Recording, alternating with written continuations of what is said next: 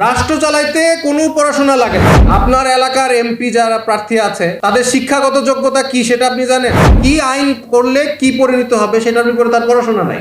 সব বিষয়ে পড়াশোনা লাগে, রাষ্ট্র চালাইতে ইন্টার পাস হইলেই হবে। আমরা অনেক কিছুই বলি, বাট ফিলোসফিক্যাল যেগুলি সমস্যা আছে সেগুলোর বিষয়ে আসলে আমাদের জানা কম। যেমন ফর এক্সাম্পল, কথার কথা আমরা ইনসাফ চাই। ফর এক্সাম্পল, আমি চাই না ইনসাফ। আমি একদম প্রকাশ্যে বলেছি ইনসাফ চাই না। কেন? কারণ ইনসাফ বলতে আপনার মাথায় যেটা আসে, আপনি যখন ইনসাফ প্রতিষ্ঠা করে ফেলবেন আইনি ভিত্তির মাধ্যমে, তখন ওই ইনসাফ দিয়ে আমাদেরকে সবাইকে জেলে ভরা হবে।